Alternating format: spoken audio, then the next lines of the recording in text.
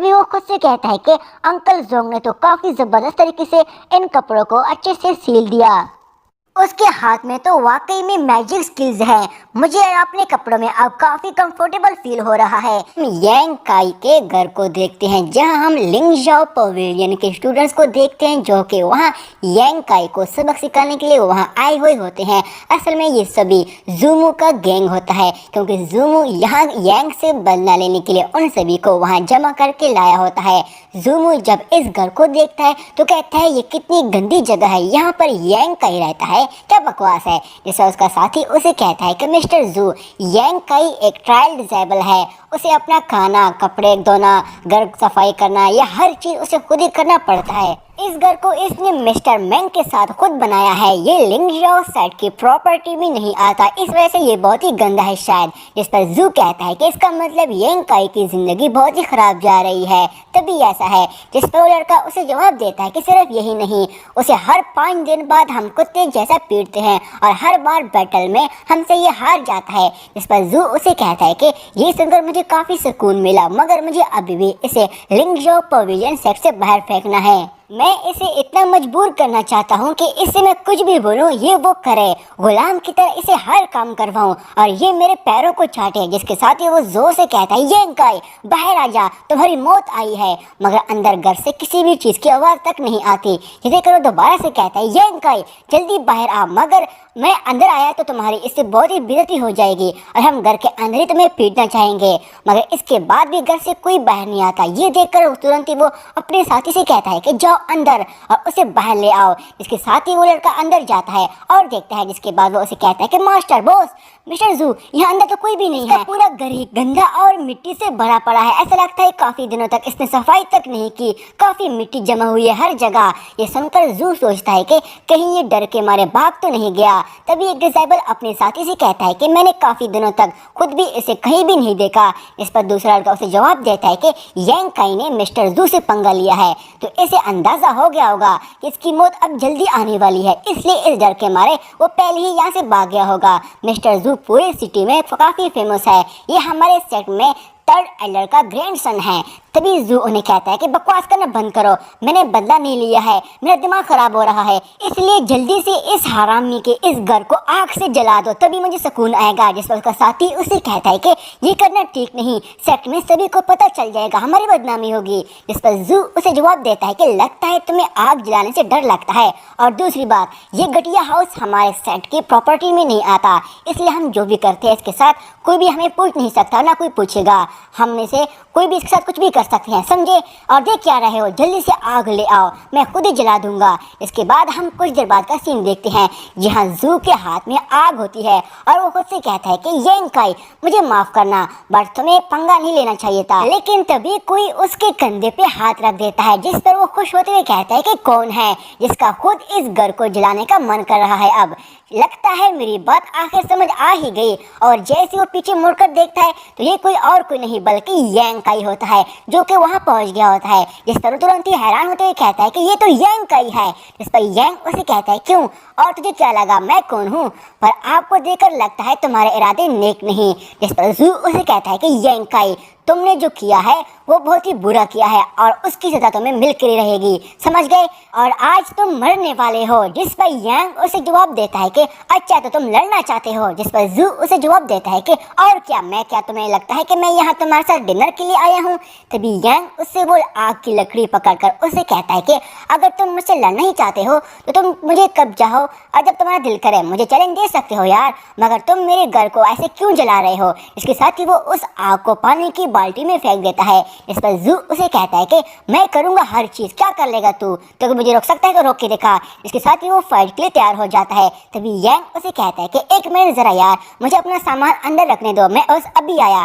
तभी एक लड़का जू से कहता है कि ये बहुत ही बदतमीज है। इस पर जू उन सभी से कहता है कि इसे आज अच्छे से खूब पीटना है हमने, मैंने सुना है कि ये लड़का कभी भी हार नहीं मानता फाइट में, इस पे इसलिए अब कोई भी रहम मत करना, आज मैं इसे आज सबक सिखा के रहूंगा, इसे पता चल जाएगा आज कि मुझसे पंगा लेना कितना भारी पड़ सकता है। तभी यांग बाहर आ जाता है और उसे कहता है कि अब बोलो, आपको कुछ कहना था है ना मुझसे। ये देखकर जू अपने साथी से हैरान होते हुए कहता है कि मैं क्या कहने वाला था। इस पर उसका साथी उसे कहता है कि इसे कहो, अगर तुम आज रहम की भीख भी मांगोगे तू भी कुछ भी मत बोलना अभी। इस पर जू यांग से कहता है कि मैं तुम्हें एक आखिरी मौका देता हूँ, अगर तुम मेरे सामने झुक कर मुझसे माफ़ी मांगते हो और साथ में कुछ सिल्वर रिंग्स देते हो और एंड में 3 बार मुझे कहते हो कि आप ही मेरे ग्रैंडपा हो, मैं तुम्हें छोड़ दूंगा और माफ़ कर दूंगा। ये सुनकर यांग एक लंबी सांस लेता है।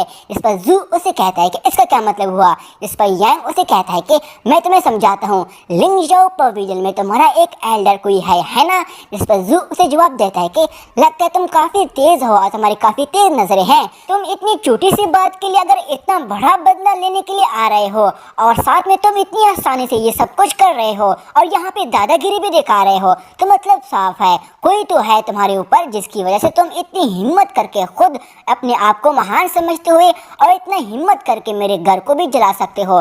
तो मतलब साफ है सेक्ट में तुम्हारा कोई तो है जिसकी वजह से तुम इतने महान बन रहे हो। जू उसे कहता है कि एक एल्डर और एक मेरी बहन है जो कि कोड डिजेबल है, वो इतनी पावरफुल है कि उसके एक उंगली के इशारे से ही वो तुम्हारी कीमत बना सकती है, समझे।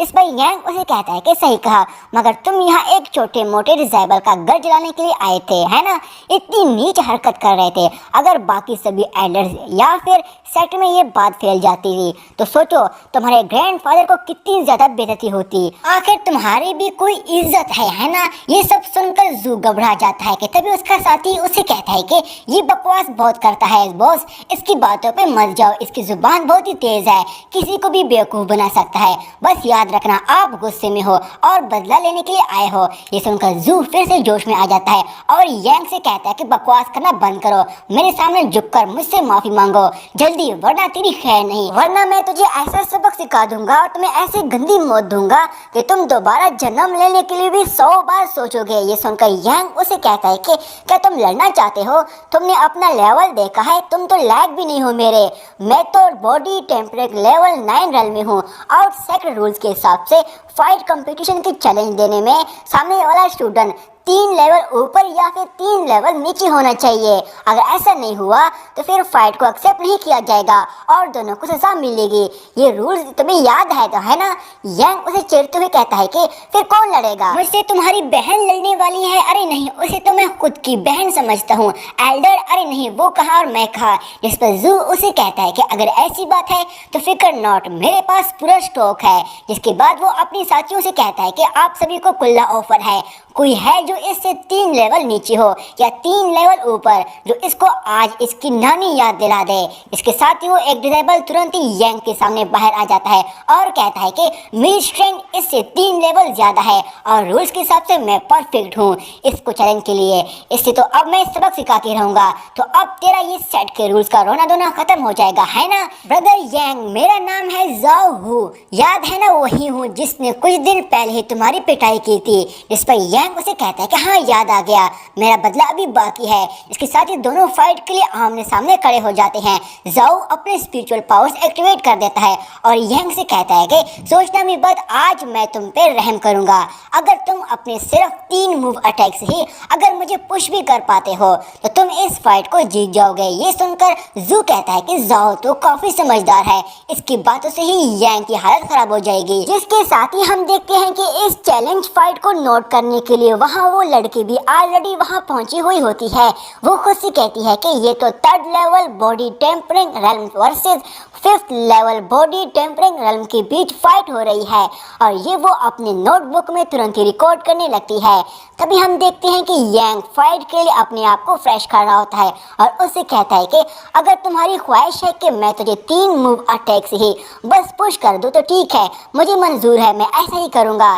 तभी जाओ सोचता है कि इसकी बॉडी इतनी कमज़ोर है, ये मुझे टच भी नहीं कर सकता, आया बड़ा मुझे टच करने वाला और मुझे हराने वाला। जिसके साथ ही यांग उसे यहाँ पे 1 सेकंड में उसकी पेट पे पावरफुल पंच अटैक करता है और फिर दोबारा सेम उस जगह पे पंच मार के ऊपर उठा देता है और अभी वो हवा में होता है कि तभी उसे वो मुंह पे लात मार देता है, जिसे जाओ इन 3 मूव अटैक से नीचे जमीन पर गिर जाता है और दोबारा उठ नहीं पाता है। अब ये देखकर वो लड़की तो पूरी तरह शॉक हो जाती है, जिसकी वजह से वो गलती से उस पेड़ से नीचे गिर जाती है और फिर उसका खुद से कहती है कि ये सब यांग की वजह से हुआ, मैं गिरी।